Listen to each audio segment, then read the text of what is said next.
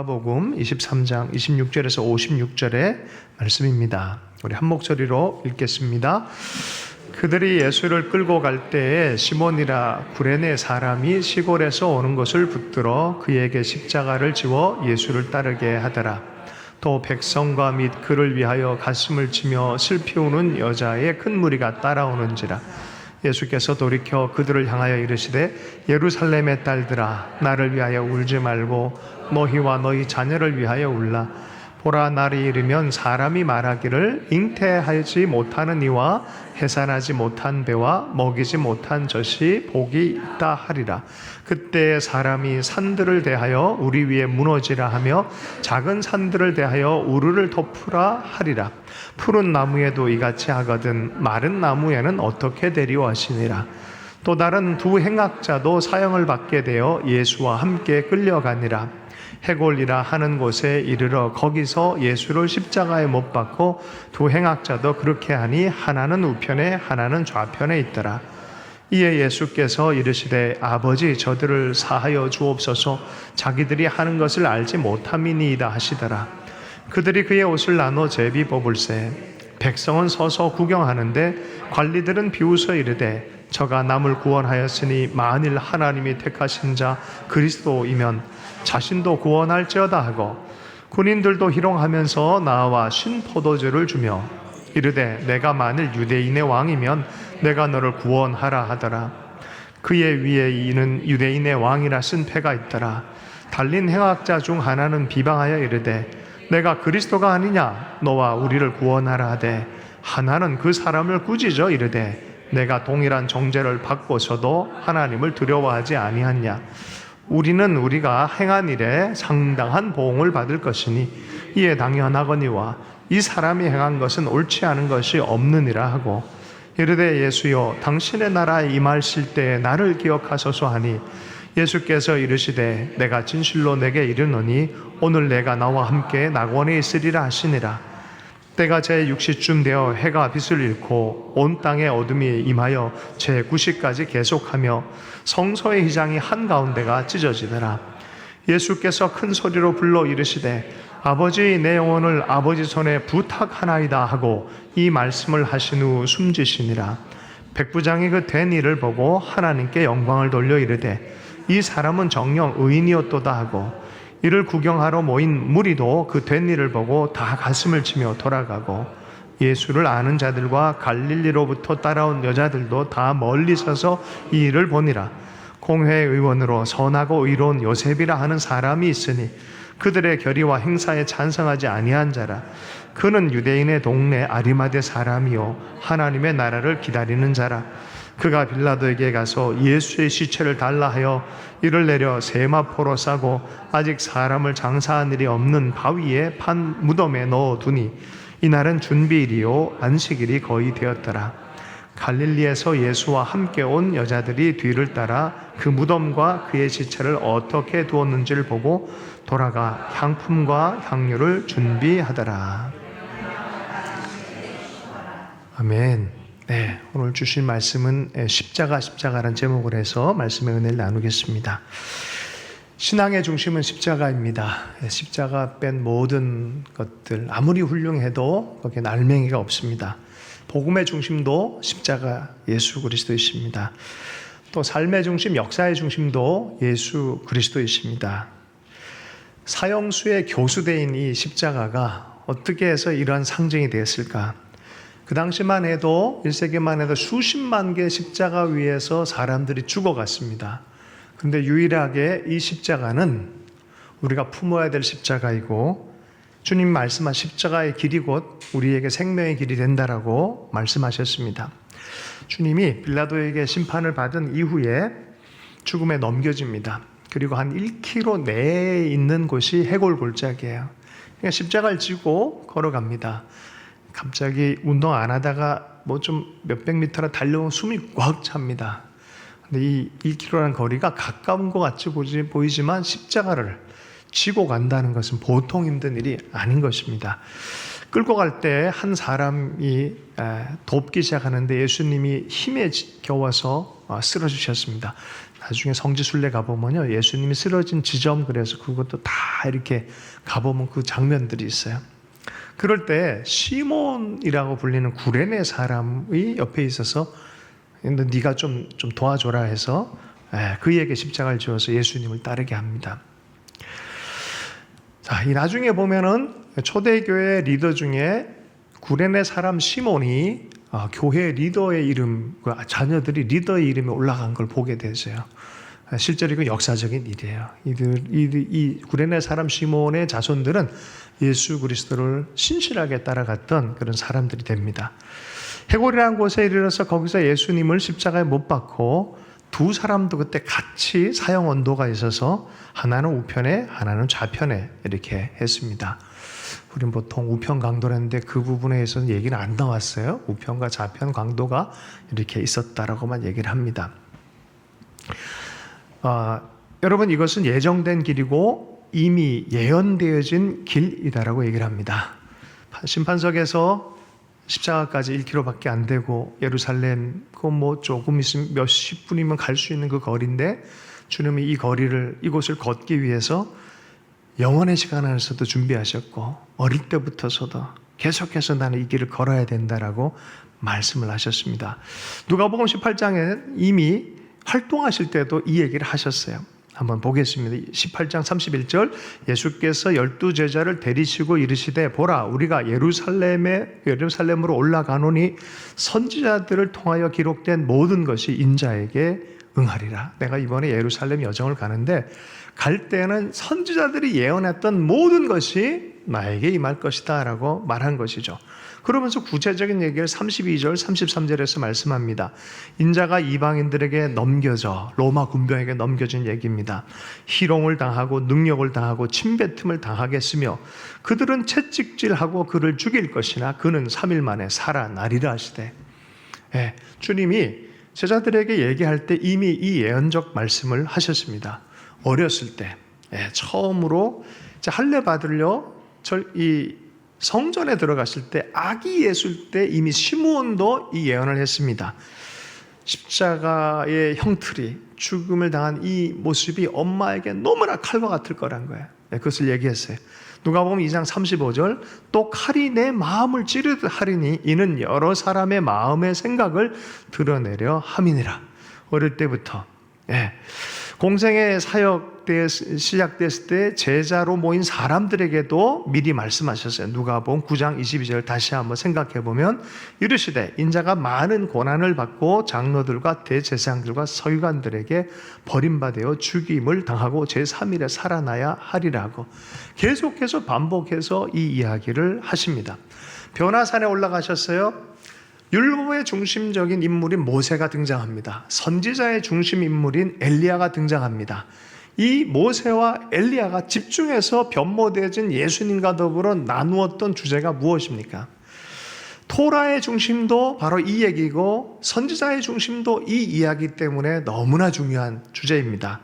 누가복음 9장 31절은 이렇게 말씀하세요. 영광 중에 나타나서 장차 예수께서 예루살렘에서 별세하실 것을 말씀하실세.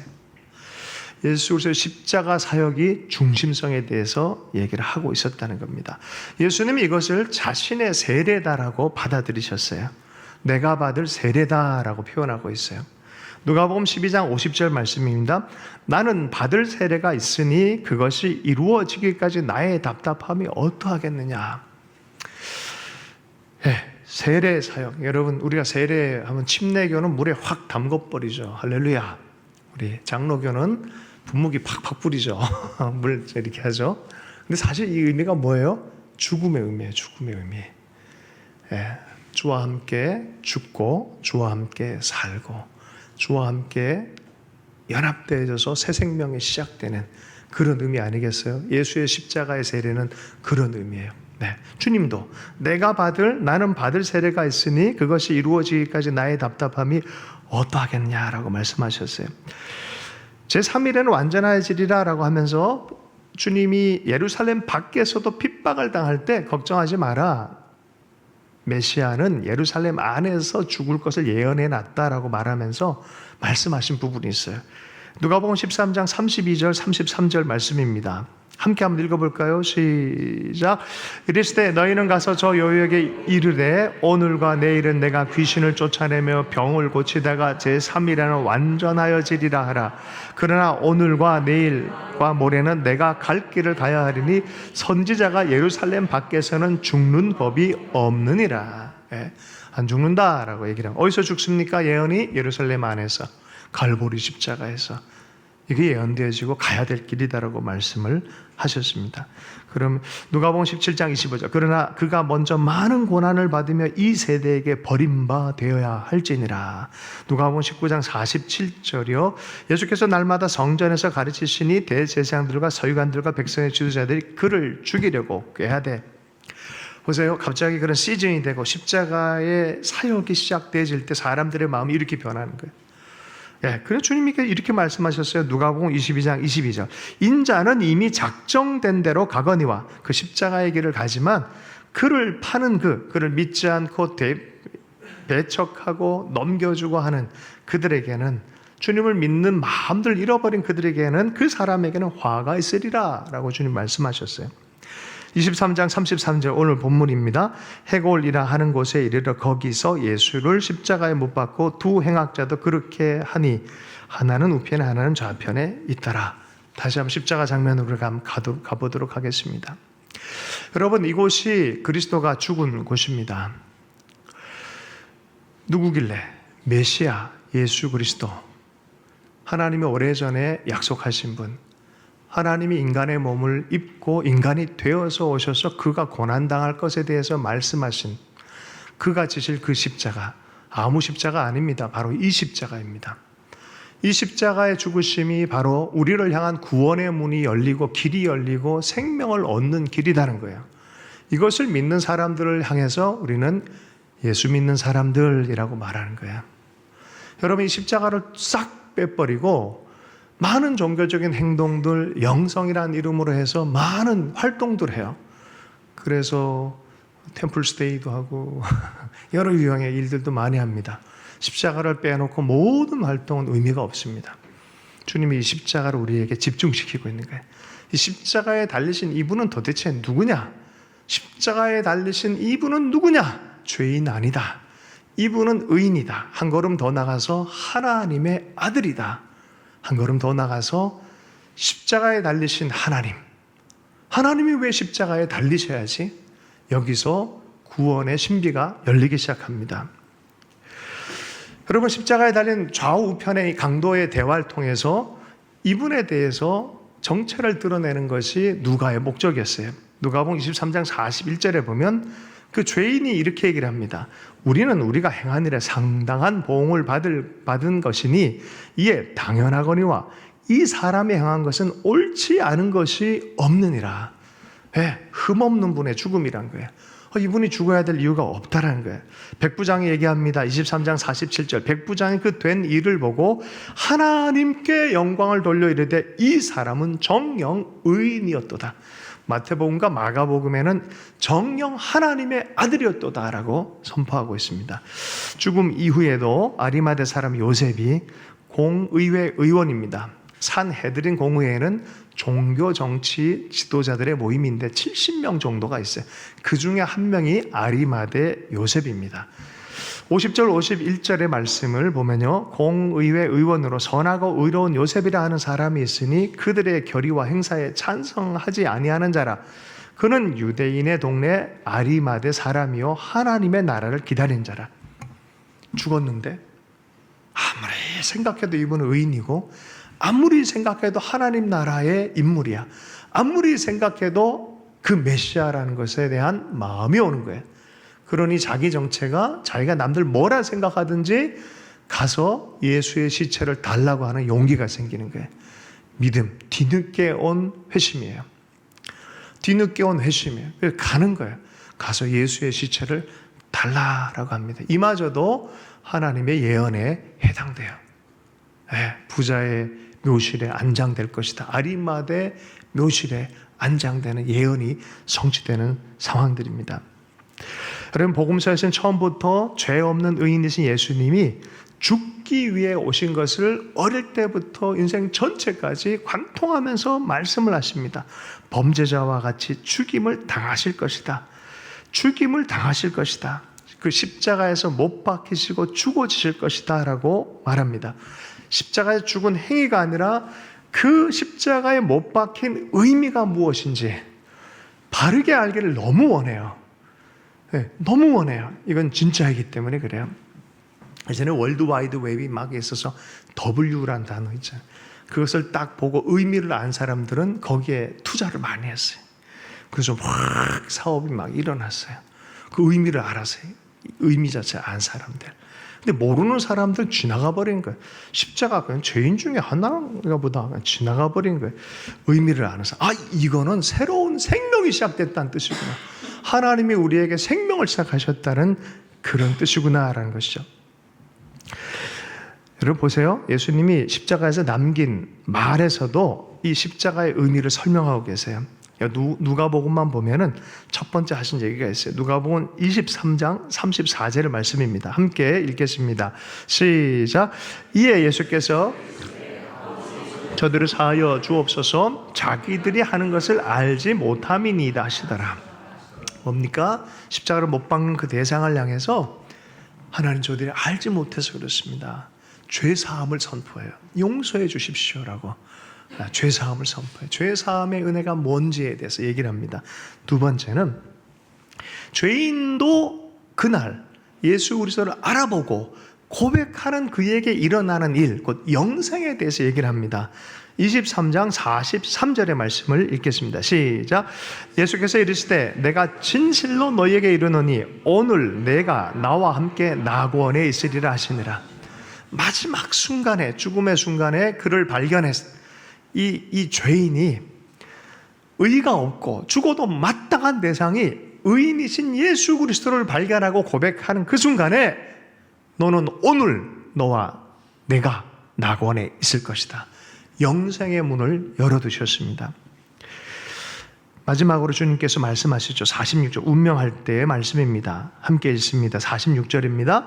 예수께서 큰 소리로 불러 이르시되 아버지 내 영혼을 아버지 손에 부탁하나이다 하고 이 말씀을 하신 후 숨지느라. 아버지 하나님 앞으로 돌아가는 거예요. 그리고 그의 품에 의탁하는 거죠. 예수 그리스도의 이 길 통해서 우리도 우리 영혼을 주님께 하나님께 의탁할 수 있는 길이 열렸어요. 그를 믿는 자들은 한숨 남았을 때 아버지요 내 영혼을 주께 의탁합니다. 열리게 돼 있어요. 열리게 돼 있어요. 죄사함, 영생, 잃어버렸던 에덴 같은 하나님과의 관계, 그의 품, 여기로 하나님께서 예수님께서 보여주셨어요. 이것이 내가 십자가 지는 의미다.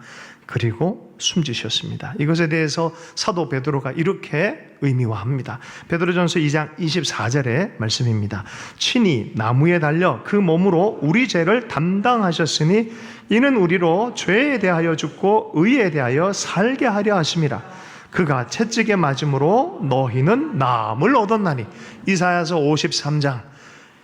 예수님 오시기 700년 전에 선지자가 하나님의 메시아로 하나님의 아들로 오시는 그분이 이런 고통을 당하실 것이다라는 그 예언의 말씀을 인용하면서 그 십자가를 통해 우리는 죄에 대해서 죽은 운명이 되고 주와 더불어 사는 의의 삶에 대해서 얘기를 하고 있습니다. 고린도후서 5장 21절 바울의 서신입니다. 함께 읽겠습니다. 시작. 하나님이 죄를 알지도 못하신 이를 우리를 대신하여 죄로 삼으신 것은 우리로 하여금 그 안에서 하나님의 의가 되게 하려 하심이라. 여러분 십자가는 그냥 장식품이 아니에요. 내 영원한 운명이 바뀌는 그 장소다라고 주님이 십자가를 통해서 말씀하세요. 들어오라라고 말씀하십니다. 다른 신전들을 보면 화려해요. 파르테논 대단합니다. 근데 성경의 회막을 보면요 참 추리해요. 겉은 시커멓고 볼품이 없어요. 파르테논 보다가 이집트의 룩소스를 보면 파르테논 100배예요. 어마어마합니다. 외형이 대단합니다. 근데 회막은 죄사함의 길이에요. 그리고 문을 열고 들어가 보면은 말할 수 없는 영광스러운 임재가 거기 있어요. 하늘이 열려요. 십자가가 부른 그런 성소입니다. 남들 다 팽개쳐 버릴 수 있어요. 저걸 왜 내가 마음에 품어야 돼? 같이 품어진 예수님이 우리를 품고 죽으셨다는 사실을 아는 사람에게는 문이 열리기 시작해요. 하나님 임재의 문이 열리기 시작하고 생명의 약속이 쏟아지기 시작하고 내가 너를 죽기까지 사랑한다는 사랑의 음성이 들리기 시작하는 장소가 바로 십자가입니다. 그 누구도 줄 수 없는 거예요. 여러분, 이것이 우리 신앙의 중심입니다. 이 마음 빼앗기지 않고 끝까지 달려가는 주님의 사람들, 복음의 사람들이 될 수 있기를 바랍니다. 누가는요, 이 이야기가 몇 사람의 이야기가 아니라 보편적인 이야기다라는 걸 알기 위해서, 얘기하기 위해서 뒤에 보면 백성들의 얘기, 수많은 무리에 대한 얘기까지 집어넣습니다. 23장 27절, 또 백성과 및 그를 위하여 가슴을 치며 슬피 우는 여자의 큰 무리가 따라오는지라. 누가복음은 로마에 있는 성도를 위해서 쓰여진 복음서예요, 실은. 그러니 복음의 세계, 유대 율법적 세계관이 없는 사람에게도 복음을 설명하기 위해서 얘기한 거예요. 이것이 구원의 길이다. 십자가의 예수 그리스도. 누가복음 23장 28절에서 31절에 보면요, 예수님이 십자가에 달리시기 바로 전에 그 따라오는 사람들을 향해서 하신 얘기가 있어요. 가상치료는 아니지만 죽음의 직면에서 주님께서 부탁하고 얘기한 것이 누가복음에만 나오는 게 있어요. 28절의 말씀입니다. 28절, 29절 말씀을 보겠습니다. 예수께서 돌이켜 그들을 향하여 이르시되 예루살렘의 딸들아, 나를 위하여 울지 말고 너희와 너희 자녀를 위하여 울라. 보라, 날이 이르면 사람이 말하기를 잉태하지 못한 이와 해산하지 못한 배와 먹이지 못한 젖이 복이 있다 하리라. 그때에 사람들이 산들을 대하여 우리 위에 무너지라 하며 작은 산들을 대하여 우리를 덮으라 하리라. 푸른 나무에도 이같이 하거늘 마른 나무에는 어떻게 되리오 하시니라. 푸른 나무 대신 예수님께서 말씀하세요.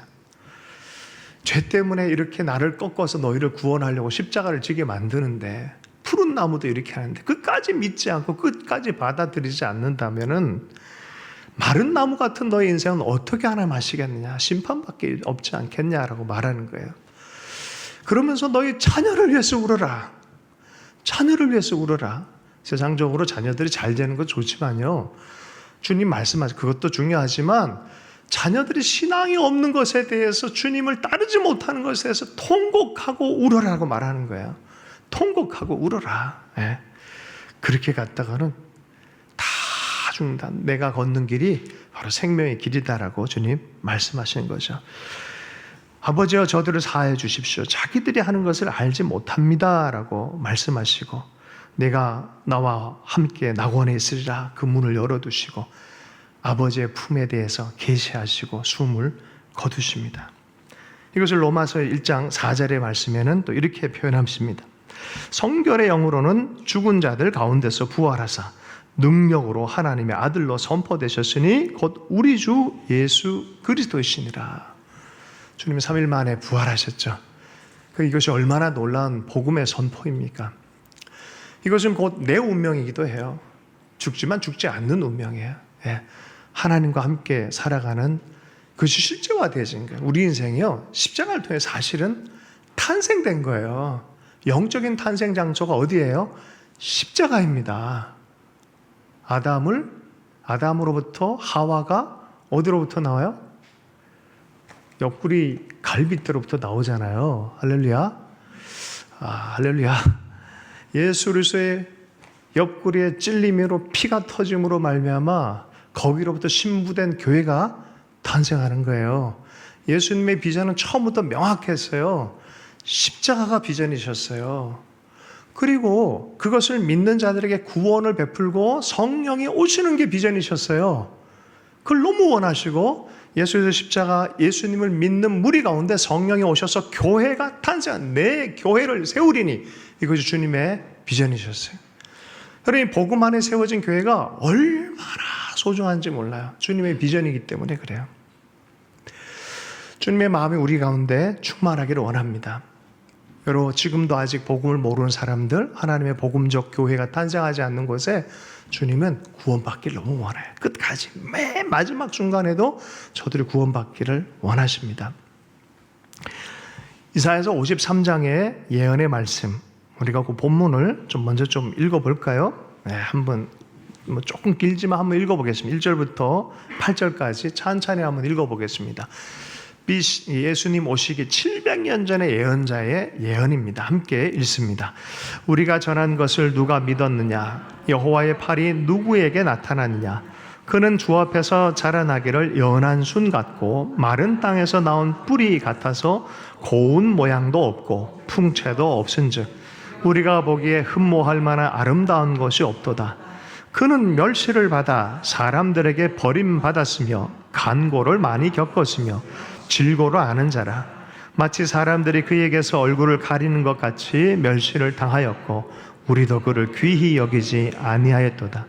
그는 실로 우리의 질고를 지고 우리의 슬픔을 당하였거늘 우리는 생각하기를 그는 징벌을 받아 하나님께 맞으며 고난을 당한다 하였노라. 그가 찔림은 우리의 허물이요 그가 상함은 우리의 죄악 때문이라. 그가 징계를 받음으로 우리는 평화를 누리고 그가 채찍에 맞음으로 우리는 나음을 받았도다. 우리는 다 양 같아서 그릇 행하여 각기 제 길로 갔거늘 여호와께서는 우리 모두의 죄악을 그에게 담당시키셨도다. 그가 곤욕을 당하여 괴로울 때에도 그의 입을 열지 아니하였으며 마치 도수장으로 끌려가는 어린 양과 털 깎는 자 앞에서 잠잠한 양같이 그의 입을 열지 아니하였도다. 그는 곤욕과 신문을 당하고 끌려갔으나 그 세대 중에 누가 생각하기를 그가 살아있는 자들의 땅에서 끊어짐은 마땅히 형벌받을 내 백성의 허물 때문이라 하였으리로. 생각도 못한다는 거예요. 그의 죽음은 이런 의미를 갖고 있는지. 백성들, 우리 한 사람 한 사람이 생각도 못한다는 거예요. 그러나 이것이 계시가 열려주고 내 죄 때문에 받아들여진 사람들에게는 하나님과의 만남이 시작되고 생명이 시작되고 죄사함의 은혜가 시작이 되어진다는 것입니다. 미치 글레이저 박사라고 유대인입니다. 이 사람은 시편 53편 때문에 변화가 나타났어요. 전통 유대인으로 자랐습니다. 8살 때부터 13살 때까지 주 5일을 탈무드 토라반에 다녔던 사람입니다. 이번에 대학을 중퇴한 이후에 가장 친한 친구들과 더불어 캘리포니아를 갔다가 친구들, 유대인 친구 둘이 예수를 믿게 됐는데 바로 이사야서 53장을 읽다가 뒤집어진 거예요. 그래서 친구인 미치 글레이저에게 얘기를 한 거죠. 700년 전에 이사야가 이렇게 자기들은 구약 성경 말씀을 생명처럼 사랑하는 사람인데 왜 이 부분을 간과했을까? 라고 보다가 1970년 11월 그때 믿기로 결정을 했어요. 이분이 그분이시구나. 십자가의 예수 그리스도 받아들인 거죠. 결정했죠. 그리고 그 다음에 집에 돌아와서 내가 대학 중퇴를 이렇게 했는데 엄마 아빠 새롭게 대학을 갈 거예요. 그래 어느 대학 가려냐? 성경대학이요. 그러니까 엄마 아버지가 왜 예수 믿는 걸 알게 된 거예요. 숨을 못 쉬더래 아버지가. 엄마는 울음이 터져서 아이를 어떻게 키웠냐고 서로 막 부부싸움을 하기 시작하더래요. 그리고 절대 다른 가족한테는 만나지도 마, 말하지도 마, 협박을 하더라는 거죠. 엄마한테 이렇게 울면서 여러 가지로 설명을 해보려고 이거는 신약 얘기가 아니라고 성경 구약에 나온 얘기라고 우리가 그렇게 귀하게 생각하는 그 말씀이라고 아무리 설명을 해줘도 엄마는 조금 듣다가 더 이상 얘기하지 마 그러고 졸더라는 거야. 가리워진 거죠. 가리워진 거. 어떤 사람에겐 이게 믿어지지 않는 거란 거죠. 자기는 믿어주는 걸 어떻게 해요? 자기는 믿어지는 거라. 그러면서 시편 53편에 대한 책을 이분이 쓰셨는데 나는 종교적으로 설득하려는 게 아니라 진짜 하나님을 여러분들이 만났으면 좋겠다. 아브라함과 이삭과 야곱의 하나님과의 관계가 시작되어지고 성경이 믿을 수 있는 것임을 깨닫기 시작하고 미리 예언하고 이루시는 하나님을 만나야 한다는 것, 그리고 메시아에 대해서 내 삶이 구체적으로 변할 수 있다는 것, 그것에 대해서 나는 여러분에게 너무 소개시켜주고 싶다. 유대인이든 누구든 타종교인이든 혹은 하나님에서 어렴풋이 바라보는 사람이건 다 이 이사야서 53장을 통하여 만나길 원한다 하면서 서문을 써놨어요. 모두가 이 구절 메시아의 성취로 이해하는 것이 아니할지라도 나는 너무 이걸 원한다. 여러분 이때가 1970년이었어요. 이스라엘 내에는 예수 믿는 사람 못 들어오게 한대요. 자발적으로 예수 믿는 사람들이 80년도까지 12명이었어요. 지금은요 3만 명이 넘습니다. 전 세계적으로 30만 명이 넘습니다. 이상한 일들이 일어나죠. 이분들은 믿음의 체계를 받아들이기 참 어려운 사람들이에요. 메시아를 인정을 안 해요. 그러나 이분에게 너무 중요합니다. 오늘은 샬롬 코리아로 예배를 드리는데 한 자매 얘기로 말씀을 마무리하겠습니다. 정말 힘들게 살았더라고요. 뭐 북에서 오신 분들 대부분 좀 그런 것들이 좀 많이 있죠. 5살 때 북한에서 부모들이 이혼을 했대요. 근데 어떻게 뭐 이렇게 저렇게 어려운 상황 안에 자기도 부모들은 다 탈북을 해버렸고 11살 때 탈북하다가 감옥에 잡혀서 정말 고생을 많이 했더라고요. 교보문고 앞에 이렇게 지나다 보면은 그 짐이라 그러잖아요. 그 체육관 같은 데 있는데 거기 플랜카드가 하나 있어요. 하여튼 뭐 빵 터졌는데 한 줄 딱 있었어요. 우리 무슨 짐 그러고 밑에 딱 한 줄 썼어요. 뼈만 남겨드립니다. 네, 뼈만 남겨드립니다. 그래서 웃긴 웃었는데 여러분 이분들은 진짜 감옥에 들어가서 뼈만 남아요. 이게 참 같은 얘기를 하는데 이게 너무 달라요. 고생을 얼마나 했는지 몰라요. 인간적으로 경험할 수 없는 생존 이야기를 합니다.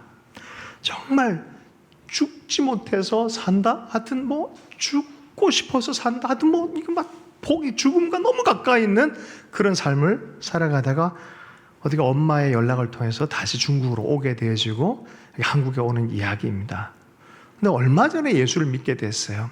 예수를 믿게 됐는데 남양주에 사회복지과의 일을 좀 하고 있었는데 이제 예수 믿게 되고 뭐 예술인들 이 자매의 저거 지금 이 직업은 지금은 미스트롯 3에 나간 트로트 가수예요. 김소연이라고. 네, 김소연 가수예요. 노래를 참 잘하는데 예술단으로 해서 미국의 공연 혹은 간증 집회 같이 가는 게 잡혀 있는데 왠지 그 이야기 듣자마자 나 저기 가고 싶다.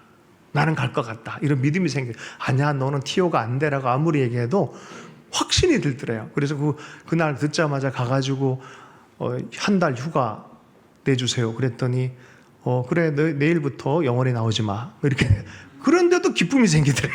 확신을 자기는 갈 거라는 그런 마음이 생기더라는 거죠. 그래서 수트케이스 꺼내서 옷 준비하고 오란 소리도 안 했는데 막 믿음이 생기더래요. 그래서 뭐 여권도 준비하고 뭐 그랬다는 거죠. 밤 11시에 전화가 왔는데 가야 될 사람 한 명이 어떻게 못 가게 됐다는 거예요. 그래서 야 소연아 진짜 너 가게 됐다. 그때 이렇게 얘기했대요. 알고 있었어요. 알고 있었어요. 두 번째 미국에 갔는데 어느 날 하루 공연하고 돌아다니는데 삼겹살이 너무 먹고 싶더래요. 너무 먹고 싶어가지고 핸드폰에 삼겹살 잘 구워진 삼겹살 사진만 계속 보고 있었대요. 근데 목사님한테 얘기했더니 좀 참아라. 나중에 한 10여일 있다 우리 집에 가서 먹자. 뭐 그런 얘기를 달래고 있을 때 오늘은 거기 교회 그쪽에서 뭘 준비해 놓은 게 있어. 거기로 가야 된다. 전화가 한 통 오더래요. 목사님 정말 죄송한데 예약된 곳에서 어떻게 가게 사정으로 거기 못 가게 됐습니다. 그래서 우리가 급하게 하나 알아뒀는데 한국인들 좋아하는 삼겹살집 거기 가게 됐다. 그 자매님이 그때부터 터지기 시작했대요. 이게 막 눈물이 나기 시작해. 펑펑 터지기 시작해서 자기는 그렇게 삼겹살 먹고 싶었는데 먹지도 못하고 계속 그렇게만 했대요. 뭐 그런. 거기서 끝나지 않았어요. 한 걸음 더 나가서 응어리가 참 많이 있는 자매인데 하여튼 그런 체험하니까 자기 마음이 막 하나님 은혜로 요동하는 느낌을 받고 하나님이 내 기도와 내 얘기를 듣고 계시구나라는 의식이 막 들어가는 거예요. 근데 말미즈음에 일어난 일입니다. 차 타고 가는데 갑자기 하나님이 소연아 찬송해 그러더래요.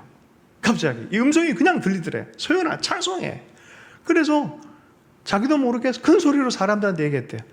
하나님이 찬송하래요. 그랬더니 옆에 있는 사람이 찬송하라 그러면 되죠. 왜 큰 소리로 이렇게 야단치듯이 하냐. 그러면서 하자 그러면 부른 노래가 마라나타라는 찬송이었대요.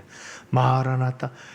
갑자기 앞에 토네이도가 오는 거야. 산사태와 토네이도가 오는 거야. 그러면 이게 통과가 쫙 되는 과정에 자기들은 찬양하고 기쁨으로 왔는데 알고 봤더니 자기들 원래 타야 될 차량이 있었는데 그 차량은 돌망이 이만한 게 그냥 그 차량 앞 정면으로 때려가지고 큰일 날 뻔한 거예요. 그 차량 늦게 오질 못했다 그러더라고요. 그러면서 뭐 그걸 그렇게 그냥 우연히 받아줄 수 있겠지. 이 자매에게는 특별한 이게 오는 거예요. 음성도 들었고. 그러다 보니까 터져버린 거야. 내면이 확 터져버린 거야. 주님이 만난 거죠. 예. 주님이 인격적으로 지금도 내 기도를 듣고 계시고 살아서 역사하시는 그분이 내 삶과 함께 한다는 것을 체험을 한 것이죠. 그러고 나서 아버지를 향한 응어리가 싹 사라지죠. 아버지한테 문자를 보냈다는 거예요. 아버지 나는 아버지가 많이 못해준 것 때문에 늘 분노와 억울함과 그리움과 이런 게 가득 차고 이런 게 많이 있었지만 아버지가 잘 못해준 것을 생각하는 게 아니라 나도 뭐 그렇게 잘한 딸은 아니었다고 하면서, 그런데 아버지 있는 입장에서 최선을 다해줬다고, 고맙다고, 사랑한다고 메시지를 보냈대요.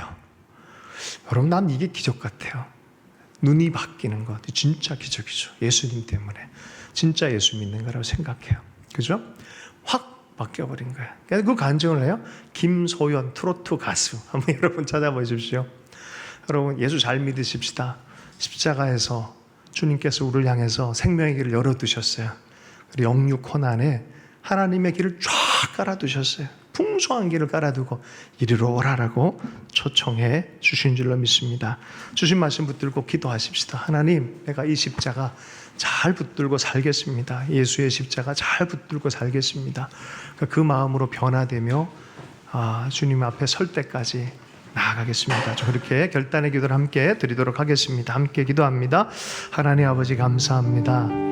십자가를 지시기 위해 오신 예수 그리스도, 우리를 위하여 생명 주기 위한 예수 그리스도의 그 놀라운 사랑, 그 십자가의 은혜, 하나님 마음에 새기며 살게 해주십시오. 한시라도 흔들리지 않게 해주십시오. 세상을 이긴 이김이 바로 이것이라고 말씀하셨는데, 하나님 예수 그리스도를 붙들고 승리하며 살게 하여 주시옵소서. 우리를 향한 사랑, 우리를 향한 희생, 그것으로 우리가 새 생명을 얻었음을 믿고 영생의 길을 계속해서 걸어갈 수 있도록 은혜 허락해 주실 때, 우리 삶 속에 지시등처럼 주신 말씀을 붙들게 해주시고 언약을 붙들게 해주시고 살아서 역사하는 하나님과 동행하며 살 수 있도록 주님이 역사하여 주시옵소서. 모든 것 주님께 의탁합니다. 살아계신 예수님 축복하며 기도했습니다.